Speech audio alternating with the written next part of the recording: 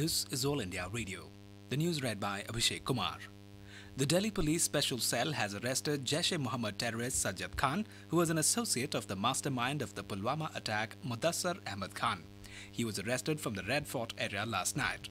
According to the police, Sajjad Khan was in contact with the mastermind of the Pulwama attack, Mudassar Ahmed Khan, who was killed in an encounter on 11th March. It has been found that Sajjad Khan moved to Delhi before the Pulwama attack that killed 40 CRPF Jawans in Jammu and Kashmir on 14th February. He had been hiding in the city since then. In Jammu and Kashmir, 7 terrorists were killed in 4 different counter-terrorist operations in 3 districts of Baramulla, Bandipora and Shopian during last 24 hours. 7 security personnel, including an officer and few paramilitary troopers, were also injured during the encounters. Officials said most of the slain terrorists belong to LET and Jaish. They said gunfight is still on in Shopian and Sopore areas as some more terrorists are still holed up. The International Monetary Fund IMF has said India has been one of the fastest growing large economies in the world, with growth averaging about 7% over the past 5 years.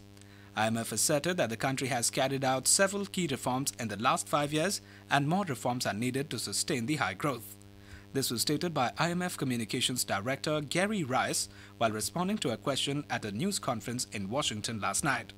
He said that the details about the Indian economy would be revealed in the upcoming World Economic Outlook survey report to be released by IMF ahead of the annual spring meeting with the World Bank next month. Prime Minister Narendra Modi today slammed the opposition, saying they insult the armed forces time and again. In a tweet, Mr. Modi said that he appealed to fellow citizens to question the opposition leaders on their statements. Using the hashtag Janata Maaf Nahi Karegi, the Prime Minister attacked Sam Pitroda, who looks after Congress Party's overseas affairs. He criticized Sam Pitroda for kick-starting the Pakistan National Day celebrations on behalf of the Congress, ironically by demeaning India's armed forces. Finance Minister Arun Jaitley also criticized Sam Pitroda for his remarks on the Balakot airstrike. Speaking at the BJP headquarters, Mr. Jaitley said Pitroda believes that what India did was wrong and no country, not even the OIC Organization of Islamic Cooperation, criticized the airstrike. Mr. Jaitley said, unfortunately, such people are ideologues of a political party. Earlier, Sam Pitroda questioned the death toll in the Balakot airstrike and later said he respects the government's decision. Former cricketer Gautam Gambhir has joined the BJP. He joined the party in presence of Union Ministers Arun Jaitley and Ravi Shankar Prasad in New Delhi.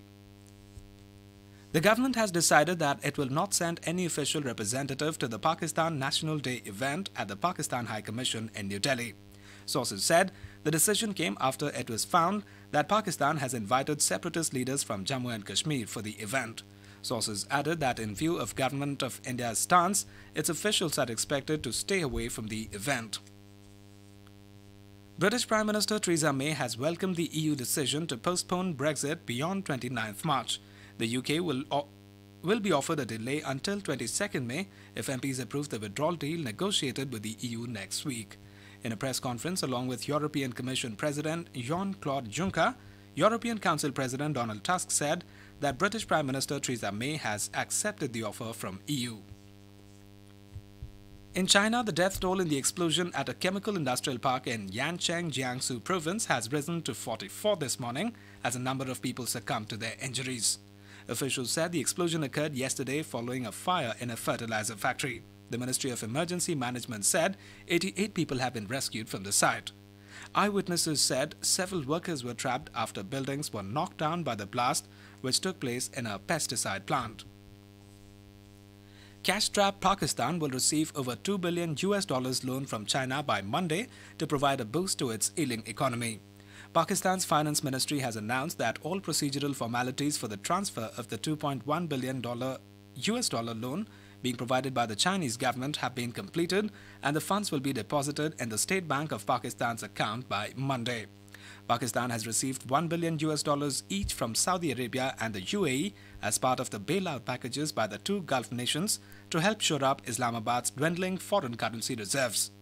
Islamabad is also in talks with the International Monetary Fund IMF for a bailout package. And that is the end of this news bulletin.